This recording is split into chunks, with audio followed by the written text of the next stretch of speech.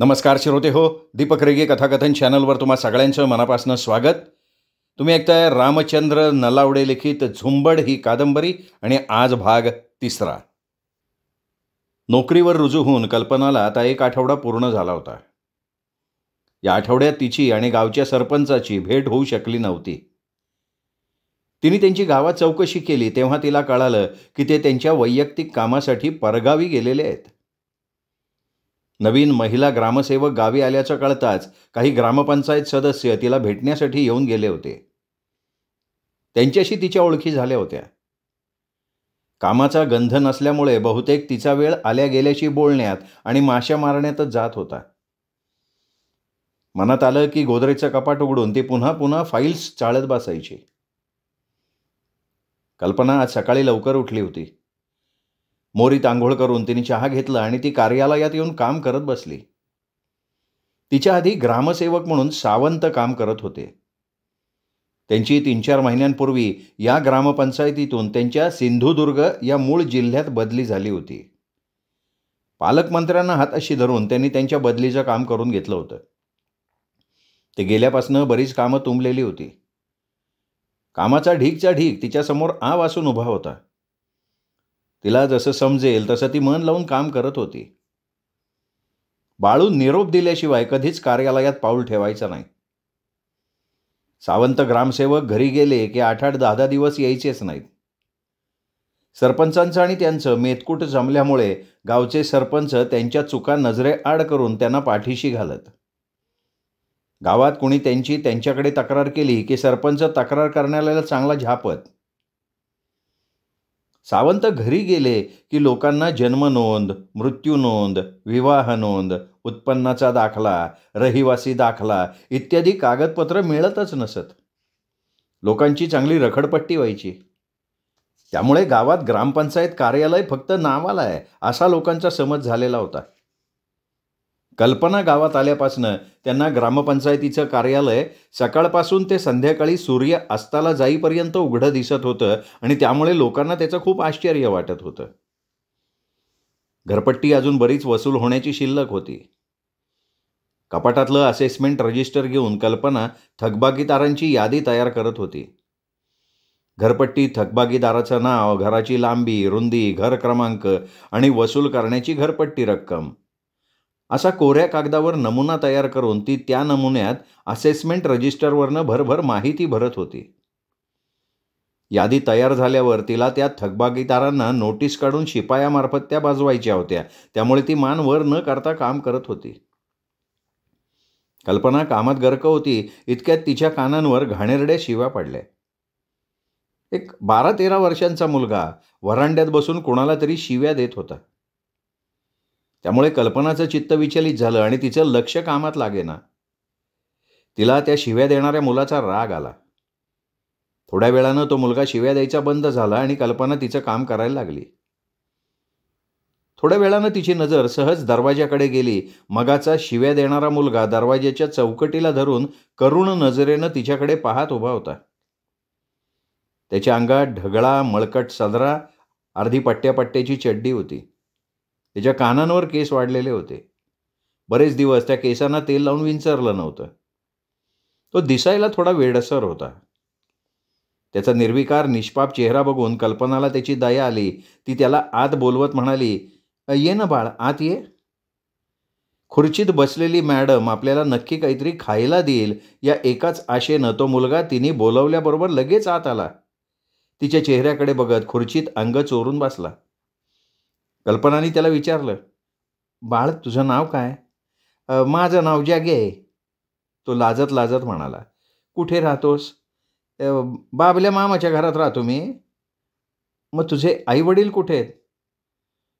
"माझ्या आईशीला माझ्या बापसानं घरात राखेल वतून जाळून मारले. तेव्हा माझा बापूस जेल भोगायला गेलाय." जगू लहान असताना त्याच्यावर आभाळ कोसळलं होतं. जगूच्या आईचे गावातल्या एका तरुणाबरोबर अनैतिक प्रेमसंबंध होते. तिचं लफडं काही दिवसांनी तिच्या नवऱ्याला समजलं तेव्हा त्याच्या अंगाचा नुसता तिळपापड झाला. पण त्यांनी त्याच्या मनातला राग त्याच्या बायकोला बोलून दाखवला नाही. तो तिच्या पाळतीवर राहिला आणि एके दिवशी त्याने रंगेहात त्याच्या बायकोला तिच्या त्या प्रियकरासोबत घरातच पकडलं. त्या दोघांना विचित्र अवस्थेत पाहून त्याची तळपायाची आग पार मस्तकाला जाऊन भिडली. संतापानं त्याच्या डोळ्यातनं नुसत्या आगीच्या ठिणग्या पडायला लागल्या. रांड, माझं नाक कापलं, तुला आता जिती सोडत नाही, असं म्हणून त्याने तिच्या अंगावर डब्यातलं रॉकेल ओतलं आणि झटकन काडी लावून टाकली. एका क्षणात आगीचा भडका उडाला आणि त्यात जगूची आई जळून मेली. जगू या दुर्दैवी घटनेचा साक्षीदार होता. कोर्टानं त्याची साक्ष मान्य केली आणि त्याच्या बापाला जन्मठेपेची सजा सुनावली. जगू पोरका झाला. जगूमुळे आपल्या धाकट्या भावाला जन्मठेपेची शिक्षा झाली म्हणून त्याचे सख्खे चुलते त्याचा रागराग करायला लागले, त्याचा ते छळ करायला लागले. बाबल्याची बायको चंद्रीनी त्याला भावाचा मुलगा म्हणून तिच्या घरी आणलं होतं. कल्पना त्याच्याकडे सहानुभूतीनं बघत होती. जगू तिच्या डोळ्यांकडे पाहण्याचं धाडस करत नव्हता. त्याच्या डोळ्यात भीती होती. शांततेचा भंग करत कल्पनानं त्याला विश्वासात घेऊन खालच्या आवाजात विचारलं, जगू, तू आत्ता कुणाला शिव्या देत होतास रे? चंद्रीला. अरे ती तुझ्या आत्या आहे ना? वय. मग मोठ्या माणसांना अशा घाणेरड्या शिव्या कधी द्यायच्या नसतात. मॅडम, ती मला खायला भाकरी देत नाही. भाकरे पेटी दडवून ठेवती आणि त्याला टाळा लावती. मला भूक लागली होती म्हणून मग मी दिल्या तिला शिव्या. जगू तोतऱ्या भाषेत तिला म्हणाला. जगू बोलत असताना त्याच्या तोंडातनं थुंकी ओढायची. तोंडावरची थुंकी तो सदऱ्याच्या बाहीनं पुसायचा. बोलताना तो कधी कधी एकाच शब्दावर अडखळायचा. त्याने आंघोळ केली नव्हती त्यामुळे त्याच्या अंगातनं उग्र वास येत होता. त्या पत्र्याच्या खुर्चीत त्याची चुळबुळ सुरू होती. कल्पना त्याला आमिष दाखवत म्हणाली, हे बघ जगू, मी तुला आता खायला देणार आहे. तिच्या तोंडातून बाहेर पडलेले शब्द ऐकून जगूचे डोळे आनंदानं चमकले. त्याचा निष्पाप वेडसर दिसणारा चेहरा आनंदानं क्षणात उजळून निघाला आणि त्याच्या तोंडाला पाणी सुटल्यानं त्यांनी तिला अधीर होऊन विचारलं, मॅडम, तुम्ही मला खरंच खायला देणार आहे? मला लय जोरात भूक लागली हो. ते चंद्रीन सकाळपासून मला काय खायलाच दिलं नाही बघा. हे बघ, मी तुला खायला नक्की देईन, पण माझी एक छोटीशी अट आहे. कोणची?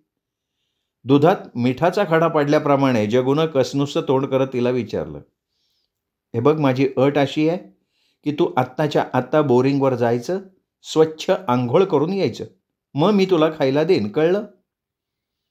बोरिंग जवळ होती. बायका हातपंप मारून पाणी भरत होत्या. जगू बसल्या जागेवरनं झटकन उभा राहिला आणि बाहेर जाता जाता तो तिला तोतऱ्या आवाजात म्हणाला, मॅडम, मी आलो लगे आंघोळ करून. कानात वारं शिरलेल्या एखाद्या वासराप्रमाणे जगू बोरिंगच्या दिशेनं धावत सुटला. तो दिसेनासा होईपर्यंत कल्पना त्याच्या पाठमोऱ्या आकृतीकडे आश्चर्यानं पाहत होती. तिला त्याची गंमत सुद्धा वाटत होती. जगू बोरिंगवर पोचला तेव्हा 4-5 बायका पाणी भरण्यासाठी तिथे आल्या होत्या. अंगातले मळलेले कपडे झटकन काढून जगू नागडा झाला आणि तपेल्यात बायकांनी भरून ठेवलेलं पाणी शंभो शंभो करत त्यांनी त्याच्या अंगावर ओतून घेतलं. नागडा जगू बघून बायका मनात लाजल्या. जग्या, तू पटकीला का बसला रे? असं म्हणत जनीनं दुसरीकडे तोंड फिरवलं. बाकीच्या बायकासुद्धा तोंडातल्या तोंडात फिसकारत होत्या. डोक्यावर पाणी ओतून घेतल्यामुळे जगूच्या संपूर्ण अंगातनं पाण्याचे थेंब निथळत होते. जगूची आंघोळ झाल्यावर त्यांनी पुन्हा अंगात कपडे घातले आणि धावत धावत ग्रामपंचायतीच्या कार्यालयात आला. त्याच्या डोक्यावरच्या केसातनं पाण्याचे थेंब गळत होते. कल्पना खुर्चीतनं उठली आणि तिने कपाट उघडून त्याला एक बिस्किटचा पुडा दिला खायला. ती त्याला गोड आवाजात म्हणाली, जगू, इथून पुढे रोज आंघोळ करायची तू, कुणाला शिव्या द्यायच्या नाहीत, तरच मी तुला कधीतरी खायला देईन, कळलं? मॅडम, मी रोज आंघोळी करीन, कोणाला शिव्या देणार नाही. शाब्बास, खूप शहाणा मुलगा आहेस तू. कल्पना त्याच्याशी मायेनं बोलत होती त्यामुळे जगू खुश झाला. अख्ख्या गावात त्याला मायेनं कुणीही जवळ करत नव्हतं. तो शिव्या देतो, मुलांच्या खोड्या काढतो आणि अस्वच्छ राहतो म्हणून लोक त्याला 4 हात लांब ठेवत होते. त्याला ते नेहमी हिडीस फिडीस करत. ते लोक त्याला अपशकुनी आणि पांढऱ्या पायाचा म्हणत. जगूला इरसाल शिवी हसडल्याशिवाय त्याच्याशी कोणी बोलत सुद्धा नसे. त्यामुळे जगू खूप चिडायचा. मग तो लोकांना आई बहिणीवरनं बेलाशक शिव्या घालायचा. बिस्किटचा पुडा हातात घेऊन जगू लगेच बाहेर पडला आणि व्हरांड्यात एका कोपऱ्यात बसून त्यांनी तो पुडा दातात धरून फोडला. पुष्कळ दिवसांनी त्याला एक अख्ख्या बिस्किटचा पुडा खायला मिळाला होता. दोन्ही गुडघे पोटाजवळ घेऊन त्याने त्याची मान त्यात घातली आणि तो मुटू मुटू बिस्किटं खायला लागला. खाताना त्याच्या पोटात आनंद मावत नव्हता. तो मनात म्हणत होता की हा पुडा संपेपर्यंत इकडे कोणीच येऊ नये. पण त्याचं दुर्दैव त्याच्या आड आलं. चंद्री त्याला शोधत त्या ठिकाणी आली आणि त्याच्या पाठीत धपाटा मारत रागानं म्हणाली, जाग्या, तुला जेवायला मिळत नाही वय रे? कल्पना मध्ये पडत म्हणाली, अहो त्याला मारू नका, मीच दिलंय त्याला खायला. अहो मॅडम, जागेच्या पोटात शिरलाय खवीस. किती बी खायला दिलं ना, त्याला काय पुरत नाही बघा ते. मी जेवण उघडं टाकून कामाला गेले का हा समद जेवण एकटा खाऊन टाकतोय. याच्या पायी मला घरातल्या माणसांचं ऐकून घ्यायला लागतंय. ते मला बडबडतात, ह्याला कुठंतरी सोडून यायला सांगतात. माझ्या भावाचा पोरगा आहे म्हणून मी याचा तारा सोडते. याच्यामुळं माझी बी हद झाली बघा. तुम्ही त्याला पोटभर जेवायला द्या ना, पोट भरलं की तो होईल शांत. मॅडम, तुम्ही या गावात अजून नवीन हाव. तुम्ही गावात कोणाला बी विचारा की मी याला कंदी उपाशी ठेवती का म्हणून. अहो तव्यातली भाकरी होईपर्यंत याला दम निघत नाही. मग मावशी, तुम्ही याला घरात ठेवू नका, तुम्ही त्याला शाळेत पाठवा. मॅडम, माझ्या भावाने याला शाळेत दिकून घातलं होतं, पण हा भाड्या पोरांच्या भाकऱ्या सोडून खायचा. पोरांच्या पाट्या फोडायचा, त्यांची पुस्तकं बी फाडून टाकायचा. तवा शाळेतल्या मास्तरनं याचं नाव शाळेतनं काढून टाकलंय. चंद्रीच्या तोंडून जगूचे प्रताप ऐकून कल्पना अवाक झाली. भावाचा मुलगा आहे म्हणून चंद्री त्याच्या खोड्या पोटात घालून त्याला सांभाळत होती. त्याचा अति राग आल्यावर ती त्याच्या अंगावर कधी कधी हात टाकायची. हा म्हणता जगूनं कल्पनानं दिलेला अख्खाच्या अख्खा बिस्किटचा पुडा जाग्यावर खाऊन संपवला. अजून त्याची भूक पूर्णपणे शमली नव्हती. आणखीन काहीतरी खायला मिळतंय का म्हणून तो कल्पनाकडे आशाळभूत नजरेनं पाहायला लागला. चंद्रीनं त्याच्या दंडाला धरलं आणि तिने त्याला फरफटत घरी नेलं. कल्पना एकटीच ऑफिसमध्ये काम करत बसली होती. ऊन वाढत होतं. डोक्यावर पंखा फिरत होता. कल्पनाच्या घशाला कोरड पडली होती. तिने तांब्यातलं पाणी भांड्यात ओतून घेतलं आणि वर तोंड करून घटाघटा प्यायली. गळ्यातल्या ओढणीनं तोंड पुसून तिने पुन्हा फाईलीत डोकं खुपसून टाकलं. पंख्याच्या वाऱ्यामुळे तिच्या डोक्यावरचे केस भुरूभुरू उडत होते. नोटिसा बजवायच्या आहेत म्हणून कल्पनानं बाळूला 2 वेळा त्याच्या घरी निरोप पाठवला होता, पण बाळू अद्याप कार्यालयाकडे फिरकला सुद्धा नव्हता. थकबाकीदारांना ग्रामपंचायतीच्या वसुलीसाठी नोटिसा पोचल्या असत्या तर वसुलीच्या कामाला आणखीन वेग आला असता. कल्पना मनातल्या मनात बाळूवर कारवादली होती, पण नवीन असल्यामुळे तिला काही करता येत नव्हतं. ऊन खाल्लं की तोंड भासतं म्हणून ती काही न बोलता शांत राहत होती. सुरुवातीला ती त्याच्याकडनं अंजारून गोंजारून काम करून घेणार होती. अति झाल्यावर त्याच्यावर कायद्याचा बडगा उगारायचा असं तिने मनात पक्क ठरवलेलं होतं. कल्पना मनात बाळूचा विचार करत असताना तिच्या कानावर नमस्कार मॅडम असा गोड आवाज पडला. कल्पनानं चमकून मान वर करून पाहिलं. तिच्या समोर दाराच्या चौकटीत गहूवर्णीय एक गोरटेला 40शी ओलांडलेला माणूस गालात हसत उभा होता. हा माणूस कोण असा प्रश्न तिच्या मनात झटकन निर्माण झाला. ती व्यक्ती रुबाबात चालत आली आणि सरपंचाच्या खुर्चीत बसत खणखणीत आवाजात म्हणाली, मॅडम, मी या गावचा सरपंच. मला गावात बापू म्हणून लोक ओळखतात. नमस्कार सरपंच साहेब, माफ करा, मी आधी तुम्हाला ओळखू शकले नाही. कल्पना अपराधी चेहऱ्यानं म्हणाली. मॅडम, तुमची चुकी काय बी नाही. तुम्ही मला ओळखणार कसं?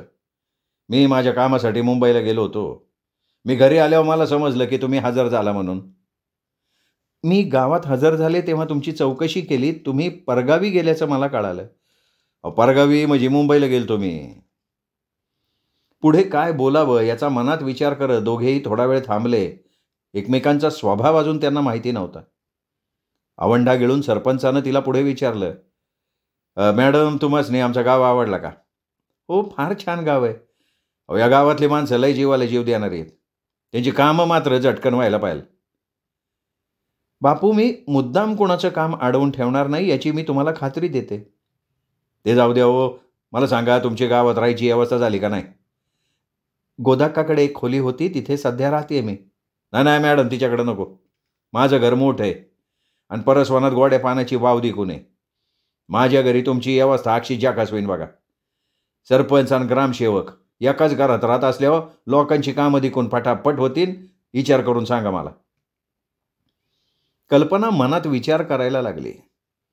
या माणसाच्या पोटात काय आहे हे आपल्याला अजून कळलेलं नाही. त्याच्या घरी आपण राहायला गेलो की ते सांगतील तसं काम आपल्याला करायला लागेल. भीड ही भिकेची बहीण आहे. आपल्याला त्यांना काही बोलताच येणार नाही. त्यापेक्षा त्यांच्यापासून 4 हात दूर राहून काम केलेलं बरं. बापू, गोदाक्कांचं घर ग्रामपंचायत कार्यालयापासून जवळ आहे म्हणून ते मला फार सोयीचं आहे. तिचं बोलणं ऐकलं आणि सरपंच मनातनं खट्टू झाले. ते तिच्या नजरेतनं सुटलं नाही. कल्पना आपल्या घरी राहायला येणार नाही हे सरपंचाच्या लगेच ध्यानात आलं. मग त्यांनी लगेच गोदाक्काविषयी तिच्यासमोर गरळ ओकायला सुरुवात केली. मॅडम, तुम्ही या गावात नवीन हाव. तुम्हासनी अजून काय भेटावं नाही. तुम्हासनी मी एक गोष्ट सांगून ठेवतो की ती बाई फाटक्या तोंडाची आहे. तिच्या नवऱ्याला ती हिडीस पिडीस करती आणि त्या गजाबोवाशी ती गोड गोड बोलती. तिच्याशी तुम्ही जेवढेच तेवढी वार्ता करायची. तिच्याजवळ जास्ती जायचं नाही. तुम्हाला मी ह्या आधी का सांगतो का नंतर तुम्हीच मला का नाही सांगितलं म्हणून म्हणाल. सरपंच सांगतात त्याप्रमाणे गोदाक्काचा स्वभाव असेल सुद्धा, पण तिने आईसारखी तिला माया लावली होती. तिच्या वागण्यात बोलण्यात कल्पनाला अजून तरी खोट दिसली नव्हती. सरपंच सांगतात म्हणून आपण गोदाक्काला वाईट ठरवायचं का? कल्पना आवंडा गिळून म्हणाली, बापू, गोदाक्कानं मला अजूनपर्यंत तरी दुखावलेलं नाही. मॅडम, अहो ती बाई दिसते तशी नाहीच आहे. तिच्यावर तुम्ही विश्वास ठेवू नका. तुम्हाला त्या ठिकाणी अडचण आली तर माझ्या घराचे दरवाजे तुमच्यासाठी कंदी बी उघडेल बघा. मी तुमच्याकडनं योग नावा पैसा भाडं घेणार नाही. लाईटीचं बिल दिकून तुम्ही मला द्यायचं नाही. माझ्याकडे 21 इंची रंगीत टी व्ही आहे. तुम्ही कधी बी टी व्ही बघू शकता. बापू तिला लोणी लावत बोलत होते. कल्पनानं गोदाक्काची खोली सोडण्याचा विचार मनात आणला नाही. तिला गोदाक्काचा गावात आधार वाटत होता. तिला गावच्या सरपंचांना सुद्धा दुखून जमणार नव्हतं. त्यांच्या मदतीनं तिला ग्रामपंचायतीत पुढे काम करावं लागणार होतं. हे बापू तिला कधीही अडचणीत आणू शकत होते. कल्पना स्मितहास्य करत बापूंना म्हणाली, बापू, तशीच जर माझ्यावर वेळ आली ना तर मी एका क्षणात ती खोली सोडून तुमच्या घरी राहायला येईन. तिचं बोलणं ऐकून बापू मनात खुश झाले. एक ना एक दिवस कल्पना आपल्याकडे राहायला येणार म्हणून त्यांना आनंद झाला. गोदाक्का फटकळ असल्यामुळे तिचं कोणाबरोबर कधी पटत नाही हे त्यांना पक्क ठाऊक होतं. मॅडम, तुम्हाला कंदी कसली मदत लागली तर बाळूकडं मला लगेच मला सांगावं दाडा. अनुमान करायचं नाही. बरं.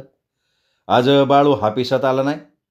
नाही ना, मी त्यांचीच सकाळपासून वाट बघतीये.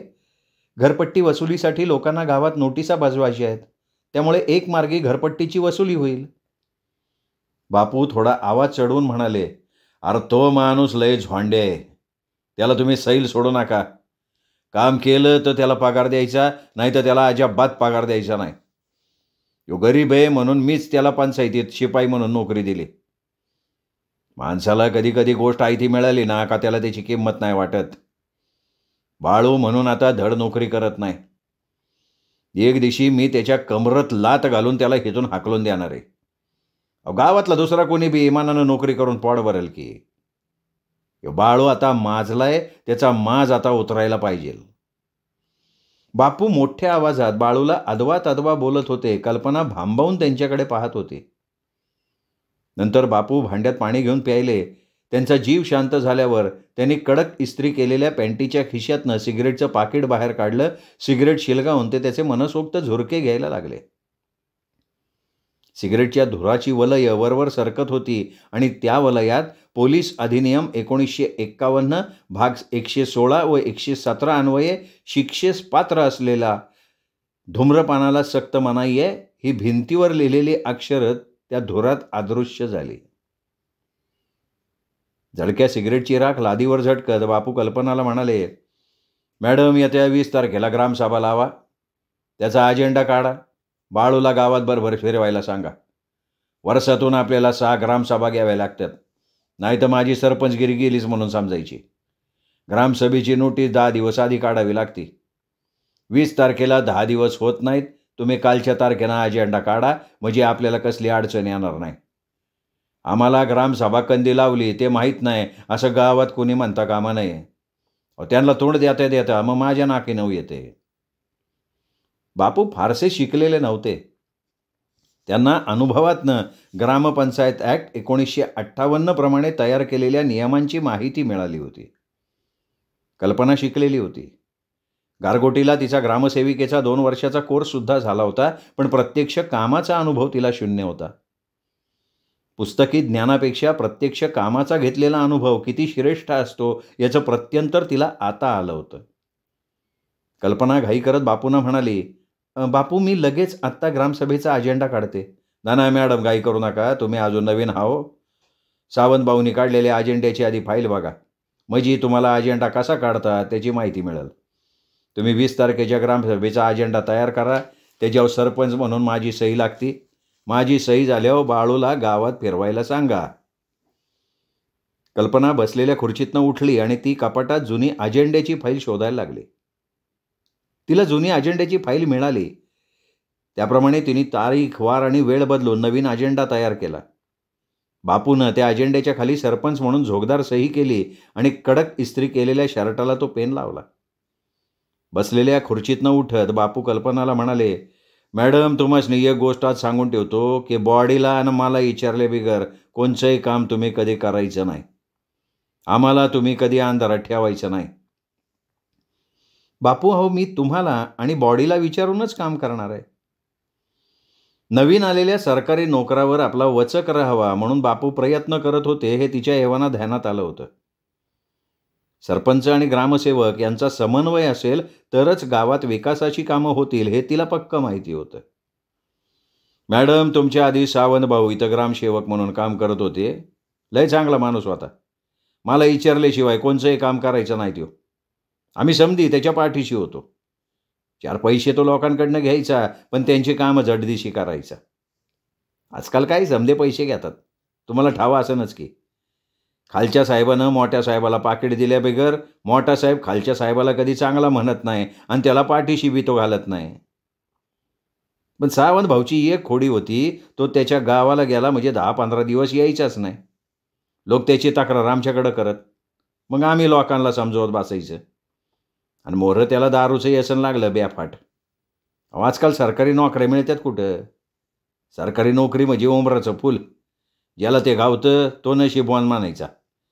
म्हणून लोक सरकारी नोकरीसाठीनं पैशाच्या थैल्या रिकाम्या करतात. उंच पाळण्यात बसून गरगर फिरवावं तसं आता बापूंचं बोलणं ऐकून कल्पनाला वाटायला लागलं. सरकारी क्षेत्रात एवढी बजबजपुरी माजली असेल तर आपण या घाणीत खितपत पडायला कशाला आलो. अनुभव ठेवल्याशिवाय बापूच्या बोलण्यावर विश्वास ठेवायचा कसा. हे सगळ्या सांगोवांगीच्या बाता नसतील कशावरनं. उडदा माझी काळं गोरं असणारच. यापुढे डोळे टक्क उघडे ठेवून आपल्याला काम करावं लागणार आहे यात तिळमात्र शंका नाही. बापू दरवाजाकडे मोर्चा वळवत तिला म्हणाले, मॅडम जातो आता. काय पोटात कावळे वरडायला लागले. सकाळी मी न्यारी दिकून केली नव्हती. पायात चपला घालून बापू धाड पायऱ्या उतरून रस्त्याला लागले. ते बाहेर पडून गेल्यामुळे कल्पनाला खूप हलकं वाटायला लागलं. भांड्यात पाणी घेऊन तिने घसा ओला केला आणि गळ्यातल्या ओढणीनं तोंड पुसून कोरडं केलं. डोक्यावरचा पंखा गरगर फिरत होता.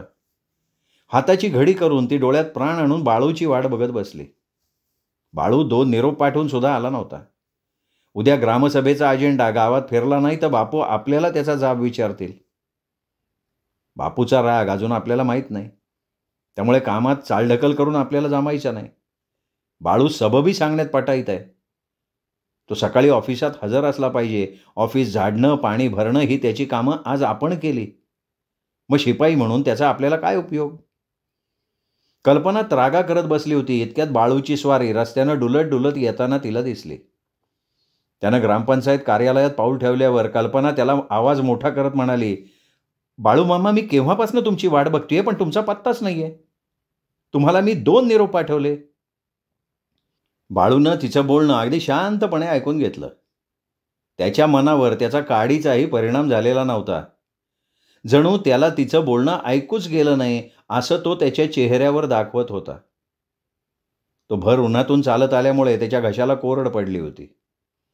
कळशीतलं पाणी तांब्यात ओतून घेऊन तो तोंड वर करून घटाघटा प्यायला नंतर पत्र्याच्या खुर्चीत बूड टेकत म्हणाला, मॅडम, तुम्हासनी मी आज स्पष्ट सांगतो, पंचायतीच्या 800 रुपयाच्या पगारावर माझं घर नाही चालत. मला बी बायको मुलं आहेत, मुलांची शाळा आहे, गोठ्यात माझी गुरंढोरं आहेत, शेतीवाडी आहे. वर्षाला मी 2-3 खंडी भात काढतो, ते मला वरीसभर पुरतं. पण ते समद मला एकट्याला बघावं लागते.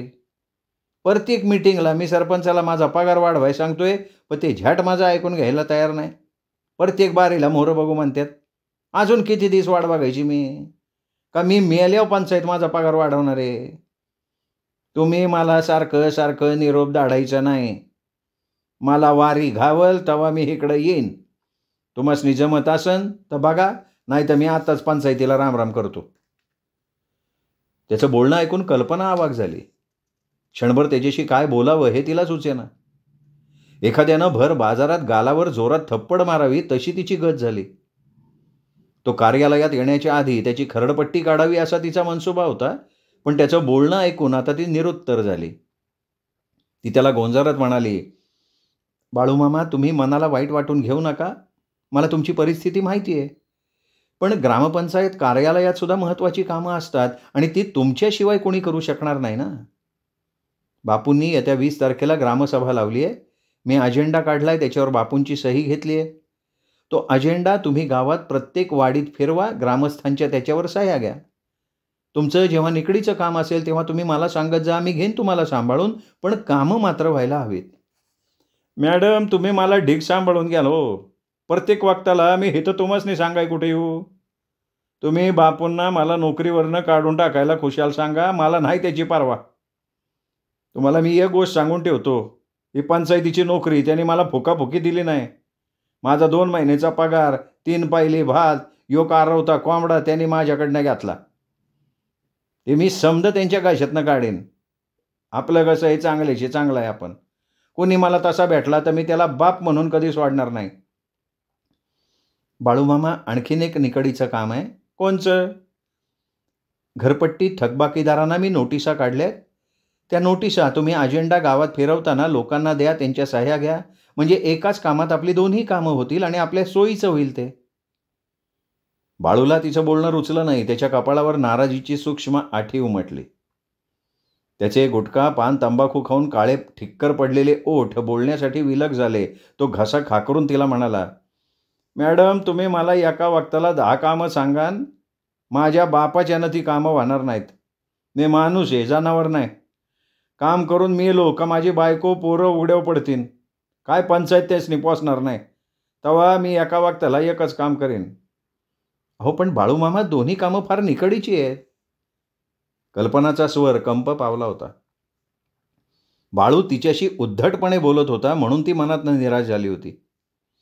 ही माणसं अशी का बरं वागतात? मी एवढी सरळ वागत असताना ती मला सहकार्य का बरं करत नाहीत? जनसेवा करायची म्हणून मी या गावात किती उत्साहानं आले होते. माझ्या त्या उत्साहाला या ठिकाणी सुरुंग तर लागणार नाही ना. यासाठीच आपण एवढा अट्टहास केला होता का? यांच्याशी मला तडजोडी तरी किती कराव्या लागणार आहेत कोणास ठाऊक. कल्पना बाळूला दमात घेण्यासाठी प्रयत्न करत होती, पण तो 12 गावचं पाणी पिलेला होता. हा म्हणता तो तिला निरुत्तर करायचा. बाळूनं तिच्यासमोर बोलण्यासाठी तोंड उघडलं की त्याचे पुढचे तंबाखू, गुटखा खाऊन पिवळे दात तिला दिसायचे. त्याच्या तोंडातनं घाण वास यायचा. बाळू त्यातनं मार्ग काढत तिला म्हणाला, मॅडम, पंचायतीने पगार देऊन 2 पाणी कामगार ठेवले, त्यासनी बी तुम्ही कामं सांगत जा. माझ्या एकट्यावर पंचायतीच्या कामाचा भार पाडाय नको. सकाळी एवढ्या बारीला पाणी सोडलं की ते दोघं दिसभर मोकळे असतात. मग त्यासनी दिसभर काही कामच नसते बघा. चकाठेपिटं दोघं गावात फिरत असतात. पंचायतीचा पगार तेवढा त्यासनी पाहिजे. मग पंचायतीची आडीनडीची कामं त्यांनी करायला नको आहे. तुम्ही त्या दोघांना बिलकुल सैल सोडू नका. बाळूमामा, त्यांचं काय करायचंय ते आपण नंतर बघू. आधी तुम्ही ही 2 कामं पूर्ण करा. मग ठीक आहे, जातो कामगिरी हो. बाळू रागानं म्हणाला, हे बघा, पण आता 2-3 रोज काय मी इकडे येणार नाही. समध्या वाड्या मला फिरायला पाहिजे. एक वाडी हिथं तर दुसरी वाडी 1.5-2 मैलाव. डोंगर पालथं घालत मला फिरावं लागणार. तेव्हा मला 2-3 रोज या कामगिरीला लागतील. कल्पनानं घरपट्टी थकबाकीदारांना काढलेल्या नोटिसा आणि ग्रामसभेचा अजेंडा ताब्यात घेऊन बाळूनं ते कागद त्याच्या कातडी बॅगेत व्यवस्थित ठेवले. पुन्हा एकदा तो पोटभर पाणी प्यायला आणि तिच्याशी एकही शब्द न बोलता तो पायऱ्या उतरून रस्त्यानं चालायला लागला. तो दिसेनासा होईपर्यंत कल्पना त्याच्या पाठमोऱ्या आकृतीकडे डोळे विस्फारून पाहत राहिली होती. श्रोते हो, हा होता झुंबड या कादंबरीचा 3रा भाग. 4था भाग उद्या. तोपर्यंत नमस्कार मित्रो.